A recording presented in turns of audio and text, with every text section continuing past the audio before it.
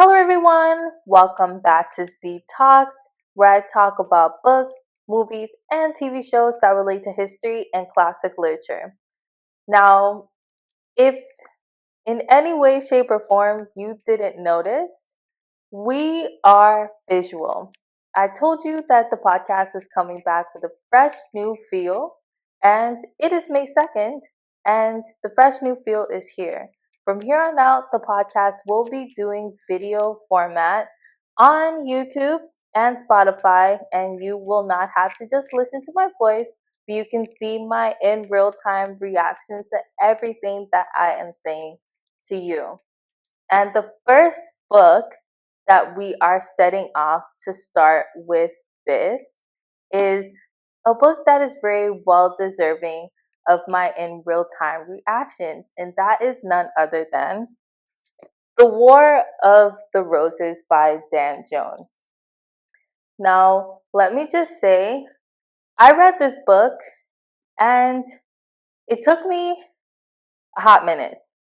I usually take around 2 weeks to read a book, but it took me three. It took that extra week to read this book because the plot is thick. It's a thick plot. It's not a book where you're going into it thinking, I'm just gonna do this light reading. No.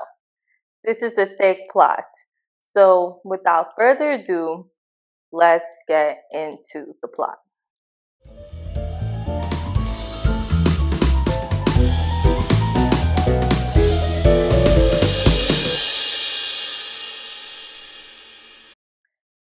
So, the plot of the book is, as you might have guessed it, Wars of the Roses, because this book has an S on war. So it's multiple wars of the roses. Now,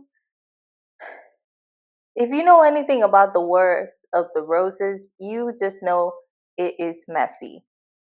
And a little tidbit, Game of Thrones was actually based off of the Wars of the Roses, so if that gives you any indication as to how messy this actually is, that gives you a little tidbit, because this is actually really messy. And we start our plot in 1420. If you see me looking down, it's just me looking down at my little Lilo and Stitch notepad that I use to help me plan my episodes. So don't be alarmed. So we start our plot in 1420 with what you at first think would be our central character, but actually is not. There's actually no central character to this book. Actually, that's a lie. There are some central characters, but not as much as you would think, and we'll get into that later. But we start in 1420 with our first central character, Henry V, and we meet him at a happy time. This book starts off happy. Henry V is said to be England's or one of England's greatest kings. He is that guy. And we plop into the plot with him marrying his wife, well, to be wife, Catherine de Valois. Now, Catherine is French, and the reason that she is French is because Henry V just pulled off the biggest feat that any English king has ever done, ever, which is to bring France under the dominion of England. So, England at this point in time, they're thriving. They are at the top of the world, and it's all due to Henry V and his military conquest. So, he's like, I'm going to solidify this. And I'm going to do this through a marriage to the princess, which is the daughter of the French king. So him and Catherine, they got married. All is happy, and they have a son, Henry VI. Everyone's like, this is the height of English glory. Everything's good. Until it's not. Henry V dies. And you would think, okay, you know what? Kings die. This is a point in time when their lifespan is near zero. But no, this is the beginning of the end and the beginning of the Wars of the Roses, because his successor is his son, Henry VI, who is an infant. And therein lies the problem. He's an infant, so everyone around him has to rule as in a sort of regent type of thing. And that's when things start going downhill. The whole subsequent plot of the book is just everyone fighting for the crown, because I feel like a lot of people think the Wars of the Roses is, one half of England fighting against another half of England. Like there's this perception that there's two stark halves, which two different families or just different sides are fighting on. But one thing that this book and the author Dan Jones really clearly pointed out was that that is a false perception. There were not two clearly delineated and clearly defined camps of people that were fighting in the Wars of the Roses. If anything, there were basically no camps at all. It was just messy. It was just two sides, people that had the power and people that were fighting for the power. I can break up the plot of the Wars of the Roses in three sections. People fighting for the crown, first through Henry VI, because he was an infant. He was a kid for most of his life, so he couldn't effectively rule the kingdom of England. So people were ruling through him, and through ruling through an infant, people were fighting for the English crown through the regency, or just the circle of people that were ruling Henry's reign, trying to be the number one top dog. The second, people ruling and people fighting to rule and fighting to get the crown against Henry VI. Because there's a point in time, obviously, when he grows up enough to then take control of his crown and rule by himself without people fighting to rule through him. And you would think that this would give the English crown some stability, but actually it leads further into his downfall. He had more stability when he was a kid, because it turns out that Henry VI he's no military guy. He's no conqueror. He's not going out and conquering foreign lands. He's like, I am not fighting one battle. And he's not a politician, and he is not a great ruler. He doesn't command respect. He's actually quite pious. He's more interested in being a godly man, more interested in the church and in the ways of God, where he just has no time for this politicking and has no time to be ruling his kingdom. So people are fighting to be his protector of the realm. And if this sounds familiar to you, this is because this is something that is also present in Game of Thrones, which came from the Wars of the Roses. There was a term like protector of the realm. You were secondhand man. Everyone was trying to be secondhand man to Henry VI, because if you were secondhand man, you were low key, high key, first hand man. Because Henry VI wasn't doing much of nothing. He was just there in name, but in birthright. He held the crown legitimately, even though he wasn't doing much with it. And then there comes the third part, which I define the Wars of the Roses, which is when Henry died. And people were fighting to get the crown legitimately after he died. So there were a couple people that had proximity to the crown that could have claimed legitimacy, but really wasn't his successor, because he had a kid, but someone, his protector of the realm, actually claimed the crown at one point and changed the lineage of the English crown. So Henry VI's kid never actually became a legitimate heir through the inheritance scheme, which was changed. So everyone was fighting for legitimacy. People were fighting to get the crown after Henry VI died, which is what I would define that whole stage as. And I'm vastly oversimplifying it, because I don't even think that I can go through that whole plot, because if I did, we would be here for at least an hour. But after that section of people fighting for legitimacy after Henry VI died, we fast forward to the person that actually manages to claim the throne once and for all and holds onto it. And that is Henry Tudor. And if that sounds familiar to you, that is because he is the first king in the Tudor line. And what shocked me about this book the most is that Henry Tudor wasn't even English.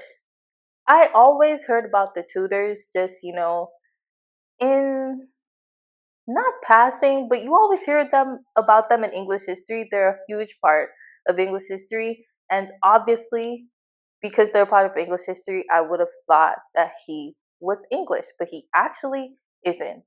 And it's because Henry VI, his mom, Catherine de Valois, she married his dad, Henry V. But Henry V died, so Catherine de Valois was on her ones. She was alone. She was chilling, vibing. And she was like, you know what? I'm not going to end my life never having found love again. So I am going to find love.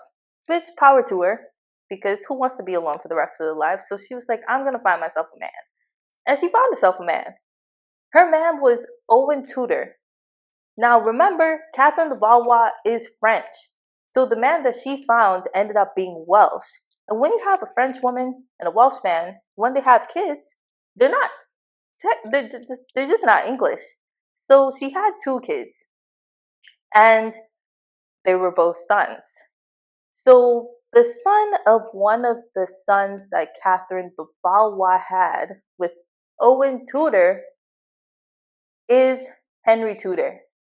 So Catherine de Valois' grandson, is Henry Tudor, which ended up being the English king. Now you can see why I said he wasn't English, because he's technically not. So that's what shocked me the most about this book. The fact that I found out stuff about the Tudors that I didn't know before. But yeah, that is the lengthy plot of the Wars of the Roses. And that was just the plot. Now we come to the writing style. And you can see from the plot that the writing style had to deal with a lot in order to make this book digestible, which I have to give the author Dan Jones. Dan Jones, that guy can write. And it makes sense that he can write because he is a popular historian. Not a lot of historians are popular. So the fact that he's a popular historian makes you know that he became popular because he's a good writer. He has written TV shows, which makes sense because this book reads like cinema. This book literally paints pictures and scenes in your head that you can actually see as you read it. And besides it having like a really fast paced and cinematic writing style, it is really funny. Dan Jones is a comedian, low key, because I was laughing out loud a lot of the times that I read this book because he makes some jokes in here. Not like overt jokes, but the way that he puts things make you want to cackle. But having said all of that, now we come to the reason why this book took me 3 weeks to read instead of 2. Because remember, I said this book was quite dense. And even though the writing style, it being fast paced and cinematic, helped a lot with me being able to read this huge, thick, dense plot, the reason why I found it so hard to read and still quite dense was the fact that the subject matter was so broad. This book has hundreds, and I'm not exaggerating, I literally mean hundreds of characters. Throughout this entire book, even though I think it's like around 350 pages, even though it's around there, which is the size of a standard book, there are literally hundreds of characters being introduced. And for me, I don't mind if hundreds of characters are introduced, but I minded that so much characters are introduced because the one pitfall that the author didn't help with is he didn't help you know which characters were important. Because it's one thing to introduce 100 characters and tell the reader, hey, only one guy you actually really have to remember because he's quite important. The other guys are really passing. But then he did a thing where he introduced everyone and gave them the same level of credence, except for obviously the king and his opponents.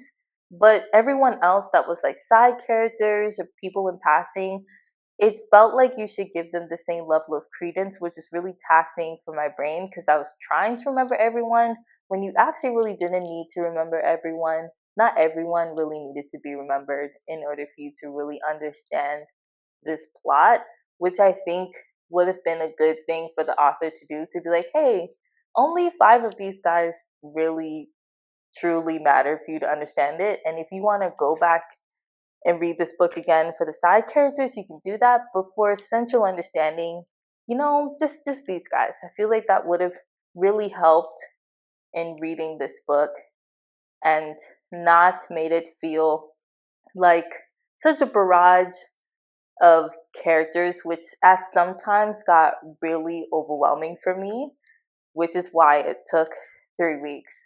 So that is my one qualm with this book. But besides that, I would say in terms of a rating, I would give this book 4 out of 5 stars. Solid 4 out of 5 stars because the writing style, really nice, as I said, really interesting plot. This book is a drama. It actually is a drama, hence Game of Thrones being made after it. So I actually highly recommend you to read this book if you have the time, the brainwidth, and the capacity to go through this dense plot. If you don't have the time to really clock in and pay attention to this plot, I don't recommend it. But if you do have like 2 to 3 weeks to really lock in and get this plot and really try to understand what's going on here, all of the backstabs, the murders, the overthrows, the wars. There's so many wars. There's so many battles of people trying to get the crown. I left all of that out because if I listed every single battle that happened in this book between people trying to get the crown, as I said, we would be here for an hour. But there's a lot of backstabbing, a lot of murder, a lot of lies, and a lot of wars, and a lot of battles. So if you like all the battles and all that stuff, by all means, dig into this book. Highly recommended. So, yeah, that is all I have to say. Just checking that that's all I have to say. And it is all I have to say today about The Wars of the Roses by Dan Jones. And I highly recommend it. You should go read it. And yeah, that's all I have to say today. And if you want to hear more of what I have to say in a visual format, make sure to tune in to the podcast in the next 2 weeks. But if you just, you just want to hear my audio, my voice, you can go back and listen to the previous episodes where it's just my voice. But remember, from now on, it's going to be my voice and my face. And if you want more of that, make sure to tune in the next 2 weeks for more ZTalks.